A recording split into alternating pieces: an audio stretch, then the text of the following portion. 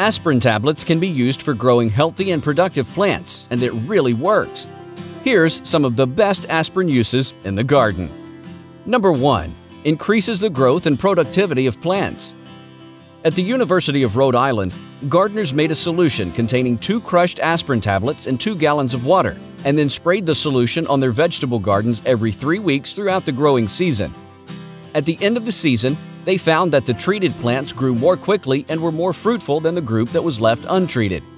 They concluded that aspirin leads to increased vitamin C content and greater growth in plants. Number 2. It helps plants combating fungal diseases.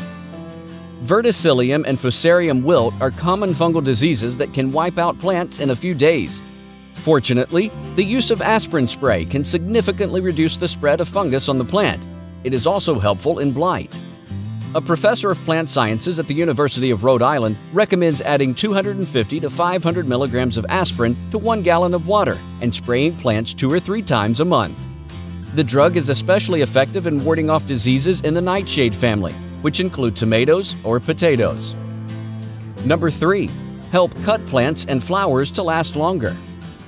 Are you wondering how you can keep your cut flowers looking fresh for a long time? It is possible by adding aspirin to the vase water.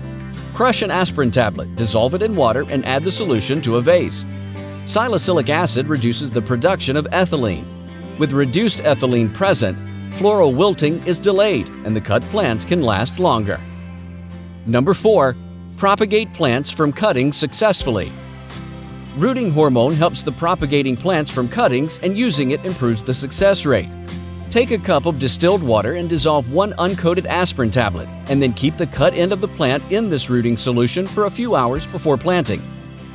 The right dosage. The right dosage of aspirin should not be more than a tablet for each liter of water. When spraying, do it in the morning as plants tend to absorb best at this time.